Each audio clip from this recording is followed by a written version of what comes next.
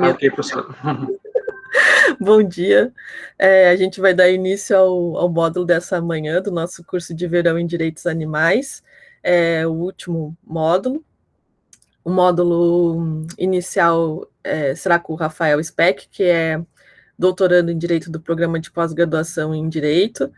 Ele é formado em Direito, é mestre em Direito também pelo Programa de Pós-Graduação e é autor do livro Direitos Animais à Luz do Pensamento Sistêmico Complexo, que foi publicado pela editora Lumen Iuris. E o Rafael vai falar aqui conosco hoje sobre o especismo, sobre do especismo, as pandemias emergentes, ou sobre como escolhemos tratar os animais e seus habitats, né? Que era esse o título que tu havia me passado. Muito obrigado, Rafael, né, pela disponibilidade do tempo de estar aqui conosco no curso. O Rafael, obviamente, né, por ser meu orientando, ele participa desde a primeira edição do curso. É um prazer, né, contar com a participação dele aqui e ver também todo o comprometimento que o Rafael tem, né, com a questão da pesquisa e as atividades acadêmicas do nosso curso. Então, Rafael, agora eu te passo a palavra e eu vou cuidando aqui no chat as questões e depois a gente passa para o debate ao final. Obrigada. Agora, oficialmente, bom dia a todas e todos. Quero, primeiramente, agradecer a professora Letícia. É sempre uma honra muito grande participar dos eventos que são promovidos pelo Observatório de Justiça Ecológica. E, assim, estou sempre à disposição, porque nosso grupo ele é muito forte, assim, eu vejo assim que a gente consegue ter uma inserção assim acadêmica e também social muito importante. Então, o tema que eu preparei para trazer para vocês, eu quero abordar uma possível interação que há entre a questão do especismo, da degradação ambiental e das pandemias emergentes. Por que pandemias emergentes? Porque hoje já os cientistas já apontam que a pandemia da Covid-19 ela é uma das possíveis pandemias que podem acontecer, né, dado a desregulação nos sistemas ecológicos, né. Então, eu quero trazer isso à luz de uma perspectiva do direito animal, que é a linha de pesquisa, né, que eu tenho dedicado. Então, como a professora Letícia falou, né, a gente está na terceira edição do curso de verão, né, nós tivemos o primeiro em 2019, depois tivemos em 2020, todos os dois presenciais, e agora este evento online, né. Fico muito contente de poder participar, né, e saber que a gente mantém esse curso, que já se tornou já um clássico, né, todo mês de fevereiro tem ocorrido. Então, qual é o objetivo da minha fala aqui, né, que eu quero, então, inicialmente situar essa crise sanitária, né, da Covid-19 dentro de uma crise maior, é uma crise que a gente chama civilizatória, né, que ela tem a ver muito com a questão social e ecológica. E também, como eu afirmei, a questão da interação entre o especismo, a destruição dos ecossistemas e o surgimento de pandemias. Outro ponto que eu queria trazer também para vocês é a noção do especismo estruturante, né, que é uma atitude onipresente e generalizada. Isso é algo que o Peter Singer, lá em 75, quando ele publicou a obra Libertação Animal, ele deixou isso muito, muito claro. E também essa afirmação provocativa, né, de que essa pandemia ela é uma consequência esperada de como escolhemos tratar os animais e os seus habitats. Então, essa crise civilizatória que eu falei há pouco, ela foi diagnosticada lá em 72 a partir de um relatório chamado Relatório Meadows, que foi publicado no Brasil com o título Limites do Crescimento. Nessa época, a partir de simulações de computador, foi possível verificar que o nosso planeta ele estava já os limites biosféricos do planeta foram verificados como algo já assim ultrapassado a partir da maneira como já se vinha explorando, né, os recursos.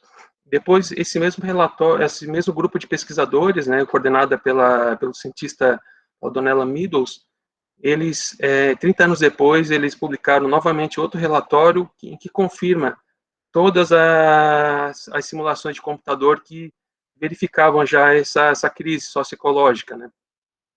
Foi a partir desse relatório de 72 que a ONU realizou aquela conferência de Estocolmo, que ficou marcada como sendo a primeira grande conferência mundial, né, sobre a questão do meio ambiente.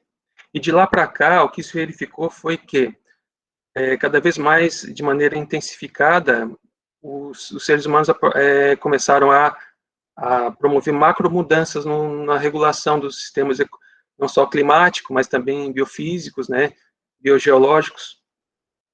E, então, Johan Rockström e outros cientistas já apontam para alguns limites ou fronteiras planetárias, os quais nós já teríamos avançado. Algumas já. Então, aqui eu trouxe um gráfico em que ele mostra, por exemplo, ó, que a questão da biodiversidade, questão do ciclo de nitrogênio e fósforo e a questão das mudanças climáticas são fronteiras já ultrapassadas. Eu coloquei os 9 limites, né? E essa, na minha fala, vai ficar muito centrada numa desses limites que foram ultrapassados, que é a questão da perda da biodiversidade. Tanto que a perda da biodiversidade é apontada como um dos efeitos do antropoceno, que é essa nova era que foi desencadeada, sobretudo a partir da Revolução Industrial, em que a espécie humana já deixou marcado no planeta o seu registro, né, já, digamos, há registro de plástico já na Antártida, e assim, algo que, por exemplo, se a espécie humana desaparecesse, viesse uma espécie futura, ela conseguiria detectar todo esse impacto a partir dessa desregulação que nós provocamos no planeta. Esse conceito de sexta extinção em massa, então, já é um conceito já trabalhado na comunidade científica, e a ONU, recentemente, isso em 2019, publicou um relatório em que aponta que 1 milhão de espécies de animais e plantas enfrentam risco de extinção. Qual a relação da perda da biodiversidade com a pandemia, né? Isso é um aspecto que isso não é muito falado na mídia. Porque, de acordo com a ONU, 70% ao menos das doenças infecciosas emergentes que acometem seres humanos, elas vieram de animais. Então, todas essas doenças respiratórias que nós conhecemos, SARS, gripe suína, ebola e a Covid-19, elas têm origem animal, né? E o que são as zoonoses? Zoonoses são doenças que são passadas de animais para seres humanos. Os seres humanos também são animais, né? É importante a gente se lembrar disso, né? Recentemente, então, isso foi até a professora Letícia que compartilhou comigo, essa notícia, né, a diretora de meio ambiente da OMS, ela fez uma afirmação de que a pandemia de coronavírus é a prova mais perigosa da relação entre vírus e as pressões que os seres humanos exercem sobre o meio ambiente. E ela está muito relacionada, a eclosão de vírus está muito relacionada com a destruição de florestas tropicais. E aí aqui eu entro no aspecto do especismo, né? O que é o especismo? O especismo, ele é considerado, então, a discriminação habitual praticada por seres humanos contra outras espécies. O especismo também pode ocorrer de alguns animais para com outros. Então, por exemplo, é comum as pessoas terem uma afeição, né, para alguns animais, né, que são os animais fofinhos, como a gente brinca, mas em relação a outros animais que são sencientes também, eles não têm o mesmo tratamento. Isso também é um exemplo de especismo, e o especismo, ele é algo, como eu falei, estruturante. Esse termo, ele foi proposto por um psicólogo chamado Richard Ryder, em 73, e ele se popularizou nessa obra Libertação Animal, que é considerado, então, clássico, né, do movimento pelos direitos animais.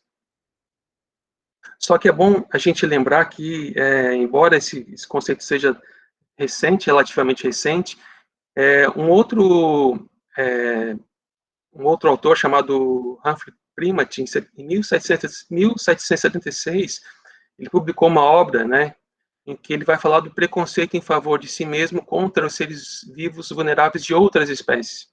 Tanto que esse livro aqui ele vai influenciar também não só o Richard Ryder, tanto que essa edição que eu tenho a imagem para vocês, ele que editou, mas também o Jeremy Bentham, que é outro autor muito famoso, é muito considerado, né, ele tem uma citação famosa, né, que ele vai falar sobre a questão, né, não importa se eles pensam, se eles raciocinam ou não, né, A questão toda é se eles sofrem. Então, esse autor, Jeremy Bentham, ele vai se influenciar muito por esse autor. Então, o especismo estruturante, né, ele é algo tão comum que a maioria das pessoas não pensa em questioná-la.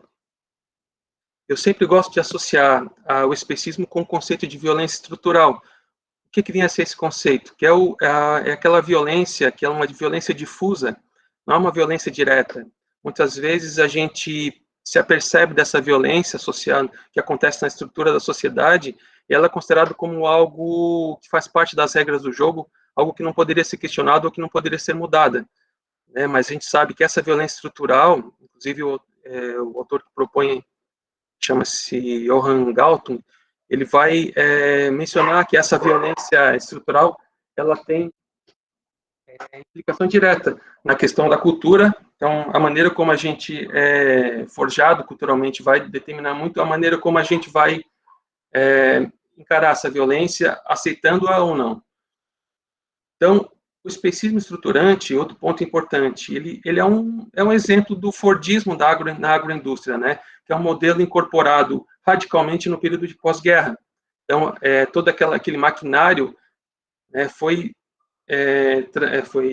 deslocado para a questão dos animais, né? Começou a ser explorado os animais de maneira massiva, e isso a gente vai ver logo mais aqui, que isso faz com que crie-se totalmente uma situação artificial, rígida, que fica totalmente predisposta a colapsos.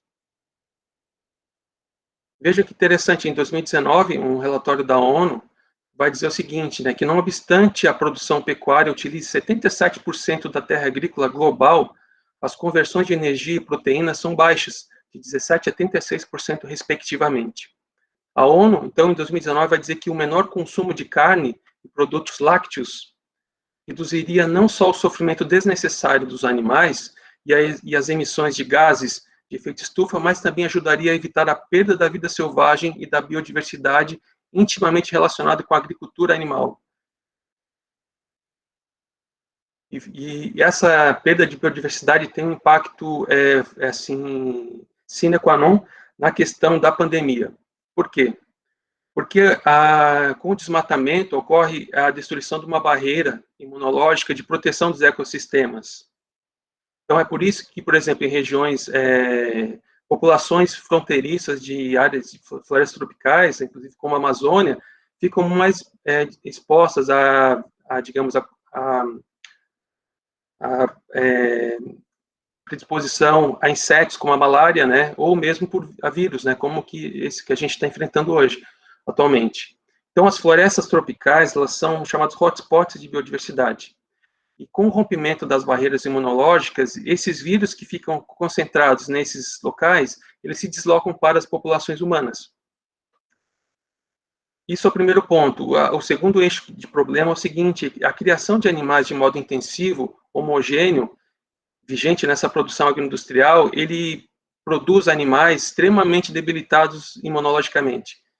Os locais fechados, em ambientes muitas vezes sujos, um excesso de amônia, essa densidade de animais e também de seres humanos interagindo com esses ambientes faz a ponte, ou cria-se o que a gente chama de uma ecologia perfeita para a predisposição de novos vírus, né? Então, por exemplo, é o exemplo do coronavírus, né? Eu queria passar um vídeo para vocês, eu vou deixar para o final, que talvez fique melhor. O Rob Wallace, ele publicou uma obra já em 2006, que foi publicada novamente ano passado, que recebe esse nome, Pandemia e Agronegócio, em que ele vai dizer isso, né, que é a ecologia perfeita para a evolução de várias cepas virulentas. E desde a década de 70, né, essa produção pecuária intensiva se espalhou pelo planeta a partir dos Estados Unidos.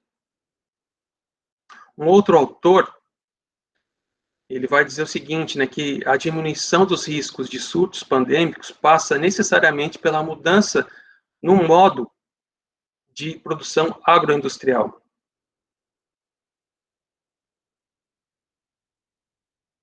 Aí aqui também um autor importante, né, Ricardo Abramovay, ele vai trazer essa seguinte afirmação, né? O sistema alimentar mundial está doente. E ele diz que a culpa não é da Covid-19, né? Por quê? Porque, como eu falei para vocês, a produção agroindustrial, ela artificializou-se a tal ponto, né, em que, quando algo dá errado, o resultado é algo totalmente incontrolável, né? Justamente pela questão do adensamento de pessoas, ainda que, por exemplo, se criasse uma maneira em que os humanos ficassem afastados desses animais, dos animais que são chamados animais de produção, ainda assim, o risco, né, de ponte entre esses vírus não teria como ser evitado. Veja, em 75, Peter Singer, ele vai afirmar no livro dele, Libertação Animal, né, a questão o quanto de alimentos que se poderia produzir com menor impacto ambiental se o mundo parasse de criar e matar animais para servir de alimento. Então, vejam que interessante, né, que muitas vezes as pessoas elas têm um olhar assim preconceituoso para a questão dos direitos animais, e todas essas questões elas são trazidas já de muito tempo, e são, muitas vezes, no meu ponto de vista, seria um mecanismo de defesa, né? A pessoa não quer enxergar, né? Uma fuga sobre esses problemas que tem total relação com a maneira como nós exploramos os animais, né? Isso aqui, eu trouxe um dado recente para vocês.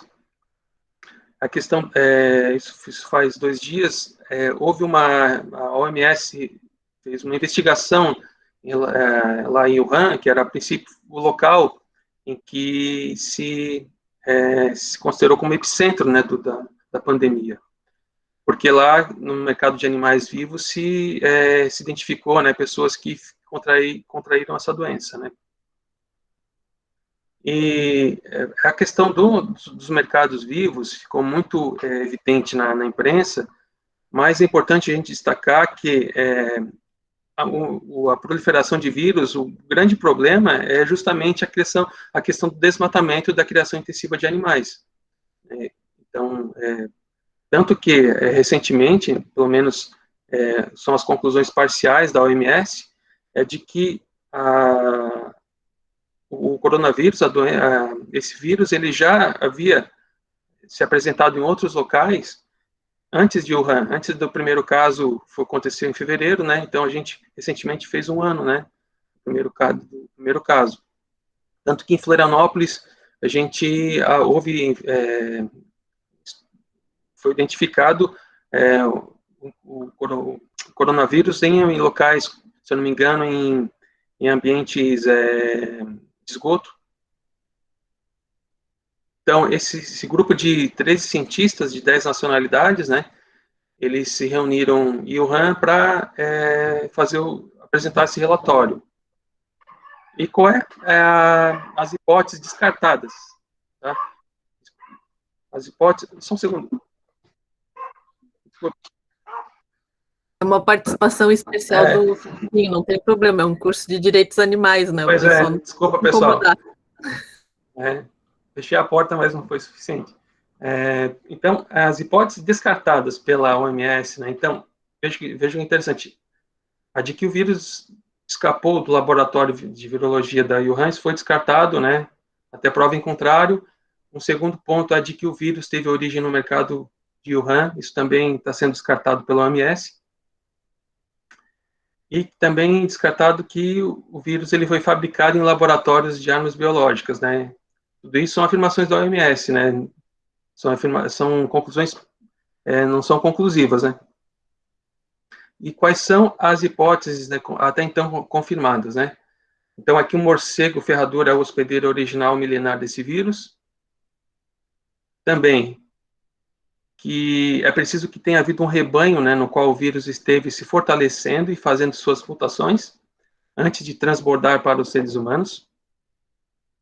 Outro ponto também que eles detectaram, né, que o vírus esteve na Itália, na Espanha, no Brasil, nos Estados Unidos, né, antes de serem registrados no mercado vivo de animais de Wuhan, e que o vírus ele mantém-se viável mesmo congelado, e que o vírus ele pode ter chegado ao mercado de Wuhan e a outros pontos através de alimentos animalizados congelados, já que o vírus ele se mantém estável, né, mesmo sob o congelamento, né.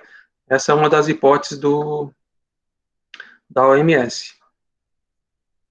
E aí queria colocar para vocês, então, a importância da gente estudar essa linha de pesquisa, né, dos direitos animais, tanto na abordagem da filosofia, quanto no aspecto do direito propriamente dito, né?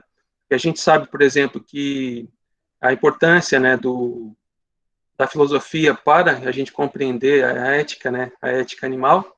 E nós vimos ontem, por exemplo, na palestra do professor Rogério Ramé, né, o quanto que a gente pode atuar de maneira assim proativa, né, no judiciário, provocando o judiciário para se manifestar sobre questões que envolvem os animais, né? Então, gostaria de passar aquela animação, vou tentar passar aqui, professor. Vou interromper aqui.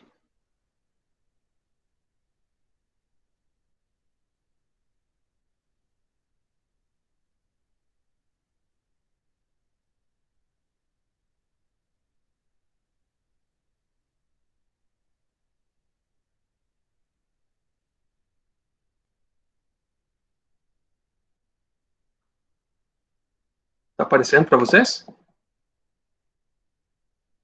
Sim, está aparecendo. Sim. Tá. Só reproduzir.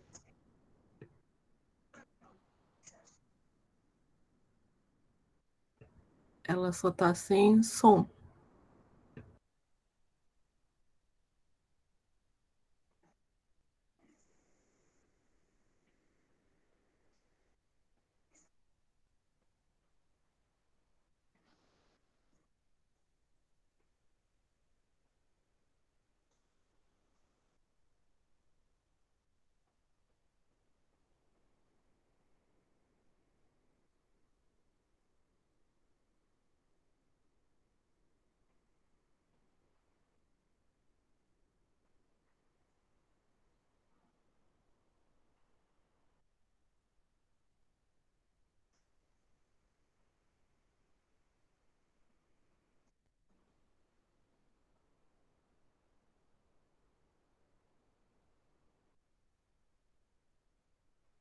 Ela ficou sem som, Rafael, a apresentação. A gente está vendo só imagens. Vocês estão vendo? Agora deu um erro. Vocês conseguiam ver bem? Não, ver a gente estava vendo bem, só estava dizendo que estava sem som só. Ah, sem som? Desculpa, deixa eu... Ah, então eu já sei o que eu fiz aqui, desculpa.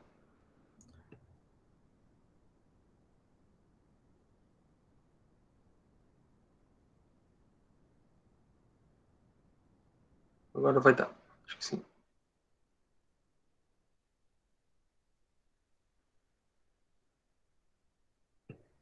Pra gente tá parecendo assim, ocorreu um erro. Tá. Deixa eu sair.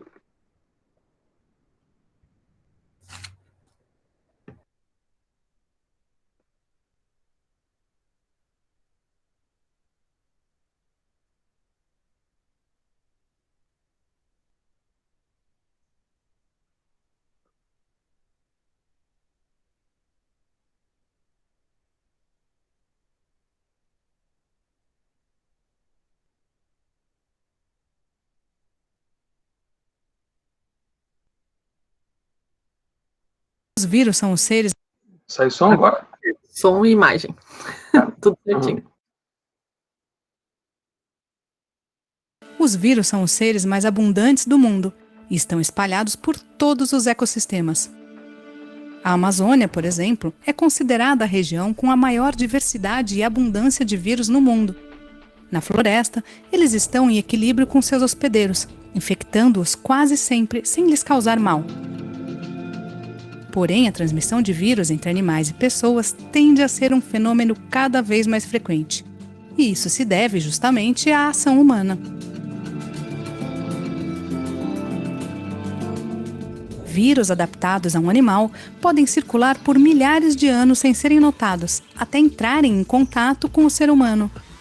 O desmatamento, o garimpo e a transformação de ambientes florestais em pastos ou áreas agrícolas aumentam o risco de seres humanos entrarem em contato com animais hospedeiros de vírus desconhecidos. Uma das explicações para isso é que a degradação ambiental diminui a variedade de espécies locais. Sem predadores naturais, algumas espécies, muitas vezes reservatórios de vírus, se reproduzem de forma descontrolada. Com o aumento da população desses animais, também tornam-se mais abundantes os vírus que eles carregam. Antes restritos ao ambiente florestal, agora eles têm mais proximidade com seres humanos. É o que os cientistas chamam de quebra de barreira. Um vírus, antes transmitido apenas entre animais, adapta-se geneticamente e passa a infectar pessoas. Foi assim com os vírus responsáveis por algumas doenças que hoje acometem a humanidade, como Ebola e AIDS. Também foi assim com o novo coronavírus. A quebra de barreira também pode acontecer quando os vírus se adaptam a insetos, como os mosquitos. Transformados em vetores, eles transportam esses agentes infecciosos para os seres humanos, como aconteceu com os vírus da Zika, dengue e chikungunya. Mas a quebra de barreira, normalmente, só acontece quando há interferência humana em um ecossistema que antes funcionava em equilíbrio. Das milhões de espécies de vírus existentes, o Comitê Internacional de Taxonomia dos Vírus tem catalogadas menos de 7.000. O aumento do desmatamento observado na Amazônia e em outras regiões do mundo pode levar os seres humanos a terem cada vez mais contato com animais hospedeiros de vírus e contrair doenças desconhecidas como a Covid-19.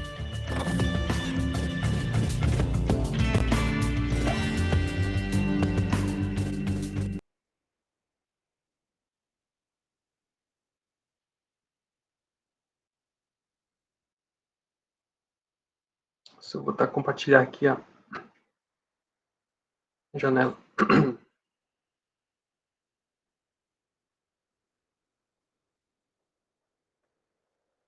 Vocês estão vendo? Sim, tudo certo. Perfeito.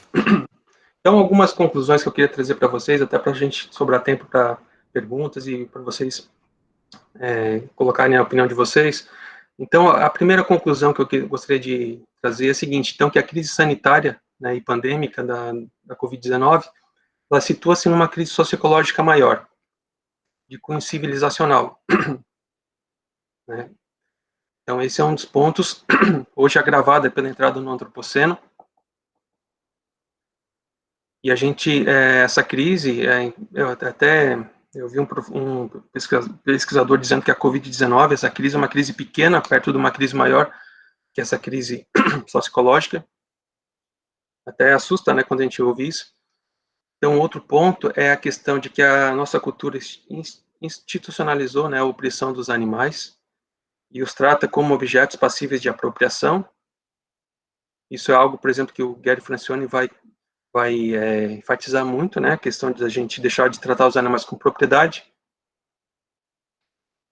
Outro ponto de conclusão que a atual pandemia ela tem direta relação com o modo de produção agroindustrial, né, e o capitalismo internacionalizado que transformou vidas em commodities, que a excessiva intervenção humana gera esses distúrbios metabólicos, né, nos sistemas ecológicos, né. Isso é justificado por uma lógica antropocêntrica e especista que compromete a resiliência e a integridade ecológica dos sistemas naturais. Vale lembrar que, de uma perspectiva sistêmica, tudo pode ser visto à luz de sistemas, desde os sistemas vivos, né? Nós podemos ser vistos como sistemas, e todo sistema ele é imbricado em outros sistemas. Então, desde uma célula, se a gente puder, a gente pode expandir esse raciocínio para níveis de complexificação cada vez maiores, né? Até chegar em sistemas próprio universo, né, como um sistema. Então, vale a gente considerar essa perspectiva sistêmica, porque os problemas, eles têm essa ordem sistêmica. Eles são interdependentes, estão interrelacionados, né? Nós não temos como pensar isoladamente os problemas, estão todos conectados. E ter essa visão de conjunto é fundamental para a gente poder atuar, né? E aí eu gostaria de concluir, então, com uma frase do Peter Singer, que que a libertação animal também é uma libertação humana. Como eu falei, lá em 75 ele já alertava sobre a questão dos impactos ambientais e digamos que, infelizmente, todos esses prognósticos, né, essas alertas lá em 72, depois 75 e 30 anos depois um novo relatório afirmando, e todas essas questões vão, digamos, é como se as pessoas elas tomassem conhecimento, mas não quisessem acreditar no que está acontecendo, né? E aí entra todo um cenário de colapso, de problemas que a gente tem que se deparar com a questão da incerteza, né? Que é outro aspecto do pensamento sistêmico. A gente vive eternamente com a questão da incerteza, por mais que a gente queira pensar em termos lineares, todas as relações são circulares. Muitas vezes a maneira como a gente age, nas melhores das boas intenções, a gente está provocando a ação no sentido contrário, aquilo que o Edgar Morin vai chamar de ecologia da ação. Então, eu gostaria então de deixar essas palavras de conclusão, né, e já abrir para os debates e para, como a professora Letícia achar mais adequado. Obrigada, Rafael, pela exposição, sempre rica, né, em detalhes e informação para todos nós. Eu vou encerrar a gravação e a gente abre aqui para as perguntas e para os debates.